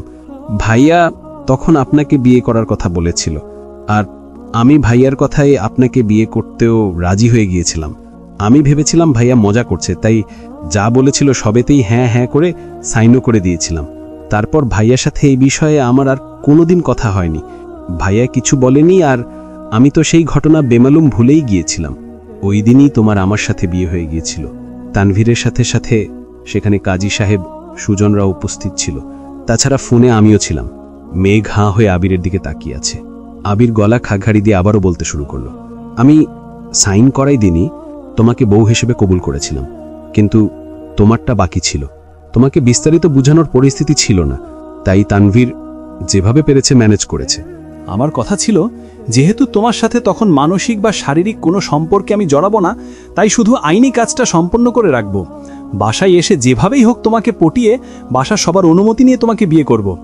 আমি নির্বোধ ছিলাম, কারণ আমি তখনও আমিদি গা ভাসাচ্ছিলাম। আমাদের বিয়ে আইনিভাবে নিবন্ধিত হয়ে গিয়েছিল। আমার এত বছরে ভালোবাসাকে আইনি স্বীকৃতি দিতে পেলে মনের সুখের হাওয়া বইছিল। আমার আকাশে বাতাসে বিয়ের আমেজ ছিল, কিন্তু সেই আমেজ বেশি দিন থাকলো না। মাস তিনেকের মধ্যে ফুপ্পির কথা জানতে পারি, আর তখনই আমার মাথায় আকাশ ভেঙে পড়ে। তানভীরের সাথে ঘটে যাওয়া ঘটনায় ভীত হয়ে আমি আইনি স্বীকৃতির জন্য জোরাজোরি করেছিলাম, কিন্তু ফুপ্পির কথা শুনে সম্পূর্ণ নিস্তব্ধ হয়ে গিয়েছিলাম। যেখানে ফুপ্পির প্রেমের সম্পর্ক জেনেও মানেনি, সেখানে আমি কাউকে না জানিয়ে বিয়ে করে ফেলেছি। আমার বিয়েটা কোন লেভেলের অপরাধের কাতারে পড়বে সেটা ভেবেই আটকে উঠছিলাম। এত বছরে নিজের মনে জমে থাকা স্বপ্নগুলোকে পিণ্ডভূত করে যে কাচের বাড়িটা বানিয়েছিলাম, সেই বাড়িটা মনের ভেতরে ঘটে যাওয়া আকস্মিক ভূমিকম্পে তছনছ হয়ে গিয়েছিল। নিজের সাজানো স্বপ্ন ভাঙার সাথে সাথে ভেঙেছিল তোমাকে দেখার সব আকাঙ্ক্ষা। নিজের আক্ষেপে নিজেই পুড়ছিলাম। কিছু সময়ের জন্য মনে হয়েছিল পৃথিবী ছেড়ে চলে যাই, কিন্তু শেষ সময়েও তোমাকে দেয়া কথাটা আমার কানে বাজছিল, আমাকে ছেড়ে যেতে পারবে না। সেই আদুরে আনন আমাকে মৃত্যুর দ্বারপ্রান্ত থেকে জেনে এনেছিল। শুধুমাত্র তোমার কথা ভেবে নতুনভাবে নিজেকে তৈরি করছিলাম, কিন্তু বুকে ছিল আকাশ সমান ভয়। বাসায় বিয়ের কথা জানলে তোলপাড় শুরু হবে এটা খুব ভালোই বুঝেছিলাম। তোমাকে নিয়ে আলাদা থাকার যোগ্যতাটাও আমার ছিল, কিন্তু তুমি যে আমার ছিলে না। তুমি এমনিতেই 7-8 বছর যাবত আমার সাথে কথা বলছিলে না। ওই অবস্থায় কোনো ক্রমে যদি শুনতে পারতে যে তোমার সাথে আমার বিয়ে হয়ে গেছে, তখন আব্বু চাচ্চু কি করতো জানি না, কিন্তু তুমি হয় আমাকে খুন করতে, নয়তো নিজে সুইসাইড করতে, আর না হয় লাস্ট অপশন ছিল ডিভোর্স। তোমার জেদকে আমি বরাবরই ভয় পাই, তখনও খুব ভয় পেয়েছিলাম। তুমি ভুল ক্রমে কিছু বললেও সেটা তুমি করেই ছাড়তে। বাসায় ফিরে 3 মাস কিংবা 6 মাসের মধ্যে বিয়ে করার স্বপ্ন আড়ালেই হারিয়ে গেল। সেই থেকে আমার আতঙ্ক শুরু হলো। তানভীর, রাকিব দুজনকে খুব জোর করে বললাম ভুল করে যেন বিয়ের টপিকই না উঠায়, বিয়ের কথা যেন মন থেকে ভুলে যায়। অনেকাঙ্ক্ষিত কারণে 6 মাস আগে দেশে ফিরলাম। তখন সব ভুলে তোমাকে আমার প্রেমে পড়তে বাধ্য করলাম। প্রতিনিয়ত নিজের আবেগকে নিয়ন্ত্রণ করে তোমাকে অনুভব করাতে লাগলাম। আলহামদুলিল্লাহ, বছর খানিকের মধ্যে আমি সফলও হয়ে গেলাম। আমার অ্যাক্সিডেন্টের পর তোমার আবেগ জড়ানো কথাগুলো শুনে তোমার ভালোবাসার পুরোপুরি নিশ্চয়তা পেয়েছিলাম। বাসার পরিস্থিতি, তোমার পরিস্থিতি দেখে তখন দ্বিতীয়বার উপলব্ধি করেছিলাম আমি আবেগের বশে ঠিক কত বড় ভুলটা করেছিলাম।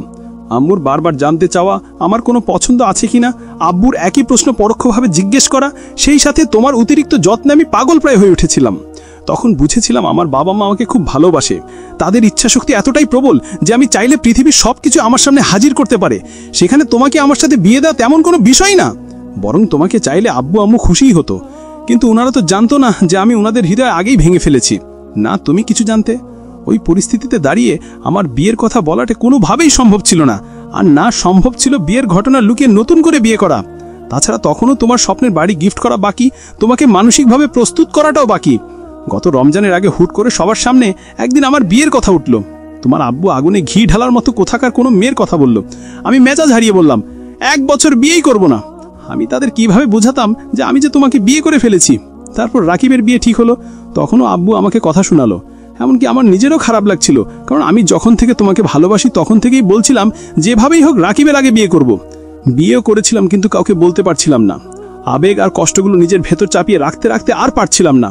রাকিবের গায়ে হলুদের রাতে ফুপ্পিকে জড়িয়ে ধরে কাঁদতে কাঁদতে শুধু একটা কথাই বলছিলাম, আমি ভুল করেছি, খুব বড় ভুল করেছি। সেই ভুলের শাস্তি স্বরূপ মেঘকে আমার থেকে কেড়ে নিও না, আমি মেঘ ছাড়া বাঁচতে পারবো না। ফুপ্পি নিরুপায় ছিল। আমার কান্না দেখে তবু কয়েকবার আব্বুকে বলার চেষ্টা করেছে, কিন্তু সাহস করে বলে উঠতে পারেনি। তারপর শুরু হলো তোমার আব্বুর ছেলে দেখা। বাধ্য হয়ে বাসায় রাগারাগি করলাম। তোমার বাসার কাজ শেষ করতে প্রজেক্টের দায়িত্ব নিয়ে দেশের বাইরে গেলাম। বিয়ের কথা বাসায় বলার জন্য মানসিক প্রস্তুতি নিচ্ছিলাম। আমার পুরোপুরি টার্গেট ছিল 1 তারিখ তোমাকে প্রপোজ করব, রাতে বাসায় বিয়ের কথা বলবো। বাসায় মানলে 2 তারিখ ধুমধাম করে গায়ে হলুদ হবে, নাম মানলে তোমাকে নিয়ে বাড়ি ছাড়বো।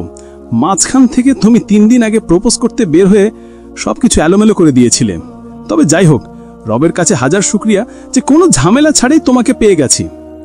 মেঘ হতবিভূবল পাথরের মতো বসে আবিরের মুখের পানে চেয়ে আছে। কিছু জিজ্ঞেস করা বা বলার ভাষা হারিয়ে ফেলেছে। আবির দেয়াল ঘড়ির দিকে তাকিয়ে সময় দেখল। মেঘের হাত থেকে কাগজ নিতে নিতে মেঘের মসৃণ গালে চুমু খেয়ে হঠাৎ করে পুরু কণ্ঠে বলে উঠল, বউ, আমি তোমাকে 5 মিনিট দিচ্ছি। এর মধ্যে টাসকি খাওয়া মুড থেকে বেরিয়ে রোমান্টিক মুডে আসো। আমার বুকের ভেতর প্রেম ভালোবাসা ফুটন্ত গরম পানির মতো টকবক করতেছে। তুমি রোমান্টিক মুডে না আসলে আমার অন্তর পুড়ে ছারখার হয়ে যাবে। তুমি কি তাই চাও? মেঘ নির্বাক চোখে আবিরের দিকে তাকালো। আবির নিঃশব্দে হেসে চোখ টিপল। আবিরের নির্লজ্জ মার্কা কথার কাণ্ড দেখে মেঘ না পারতেও কিঞ্চিত হাসল। সকালে নাস্তার টেবিলে আবির আর মেঘ ব্যতীত সকলেই উপস্থিত। বন্যাও আজ সবার সাথে খেতে বসেছে। ইকবাল খান ধীর কণ্ঠে শুধালো, আবির আর মেঘ কি এখনো ওঠেনি? মালিহা খান মিমকে উদ্দেশ্য করে বলল, মিম, দেখে আয় তো।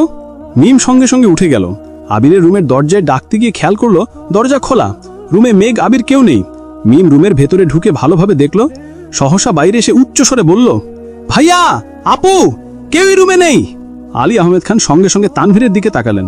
তানভীর আতঙ্কিত কণ্ঠে বলল, আমি সত্যি কিছু জানি না।